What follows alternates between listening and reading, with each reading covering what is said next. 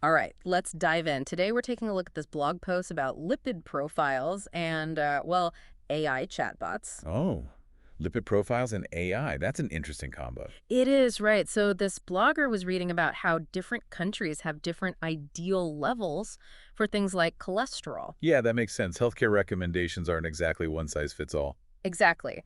Like, he mentioned that LDL cholesterol should be under 3.3 millimole in Taiwan, but under 2.6 in Malaysia. Huh, interesting. I guess stuff like genetics and diet probably plays a role in that, right? Oh, for sure. He listed a bunch of factors: genetics, diet, lifestyle, even how labs do their tests. Right, right. All that makes sense. But what's this about AI chatbots? So get this, he was trying to use AI to convert those measurements between units, like from mgdia to mmol. Okay, yeah. Scientists do that kind of conversion all the time. Exactly. But the AI was giving him totally wrong answers, like way off. Oh, wow. That's not good. Nope. For example, 200 ml GDL should be around 5.2 millimole, right? Right. The AI was saying something like 11.1. Yikes. That's a pretty big difference. I know. And it turns out the AI wasn't taking into account something called molar mass. Ah, molar mass. That's the weight of a molecule, basically. Right. And it's super important for these conversions because different molecules like cholesterol versus triglycerides have different weights. Yeah, you got to factor that in.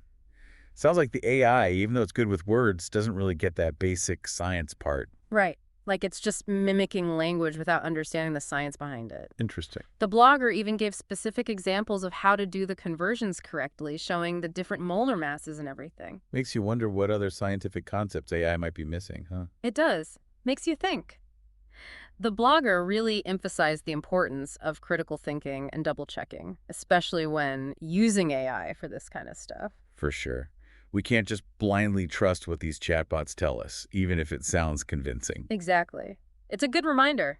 Yeah, it really makes you think, how much can we rely on AI for stuff like this? Yeah, for sure. Especially in healthcare, right? Accuracy is super important. Right. I mean, it's not that AI is bad or anything, but I guess we just gotta be careful how we use it. Exactly.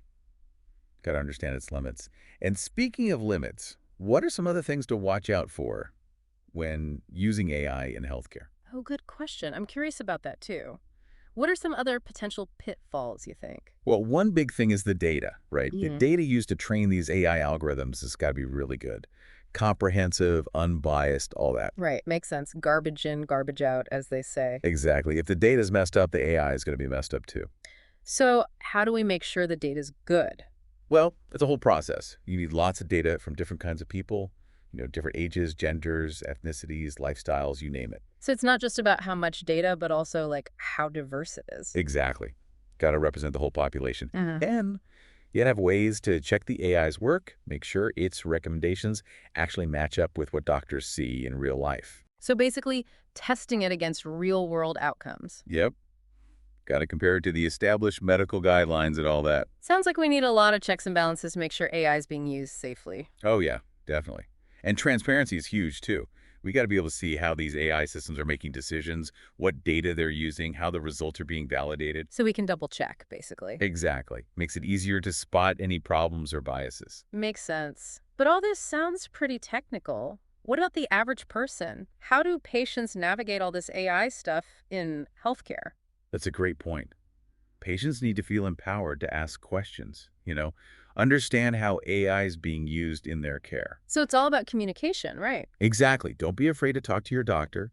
Ask them how AI played a role in your diagnosis, what the potential benefits and risks are. So it all comes back to critical thinking, right? Like what the blogger said. Absolutely. Don't just blindly accept information, whether it's from an AI or even a human expert. You got to think for yourself. Right. Stay informed, ask questions, be an active participant in your own healthcare. That's the key. Oh.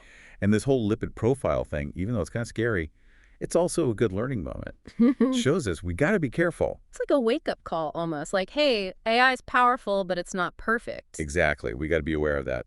One thing that really stuck with me from the blog post is how the blogger talked about AI knowing something versus just mimicking language. Oh, yeah, that was interesting. Like AI is great at recognizing patterns and generating human-like text, but it doesn't actually understand things the way we do. Yeah, the blogger said even if you refine your prompts and stuff, the AI might still miss the point. Right. Because at the end of the day, AI is just doing math, basically. Right. Really complex math, but still math. So it can process tons of data and find connections, but it doesn't get the underlying concepts. Exactly. Like, imagine memorizing a textbook without actually understanding any of it.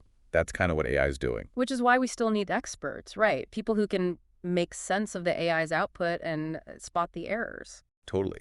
We got to find that balance between using AI's power and keeping human judgment in the loop. Right, it's like a partnership. Exactly. And, this ties into the bigger conversation about AI ethics and responsible development. We got to make sure we're using it to help people, not replace them, Yeah. especially in fields like healthcare. Makes sense. It's a powerful tool, but we got to use it wisely. It's kind of crazy to think we started with this one little blog post about lipid profiles, and now we're talking about the whole future of AI in healthcare. I know, right? This stuff really gets you thinking. It makes you realize how much there still is to figure out, especially with AI and medicine. Yeah, and I think the thing that's really sticking with me is how this tiny little error, this unit conversion thing, actually shows us a big limitation of AI. Like, it doesn't really get science, you know? That's a really good point. It's a reminder that AI is a tool, a super powerful tool, but it's not a replacement for human brains. We can't forget that. Yeah, for sure.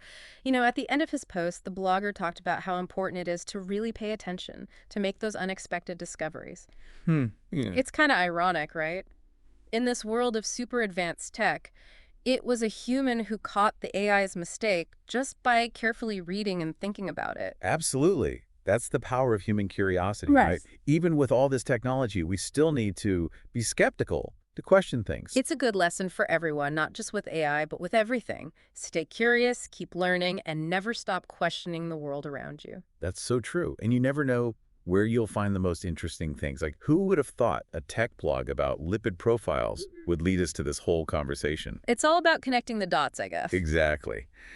So as we wrap up, I'm feeling, well, cautiously optimistic.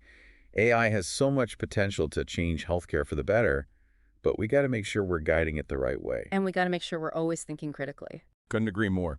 So listeners, what are your thoughts? What other areas besides healthcare might be susceptible to AI making mistakes? And what can you do to make sure the information you're getting is accurate? Keep those questions in mind, keep exploring, keep learning, and we'll see you next time.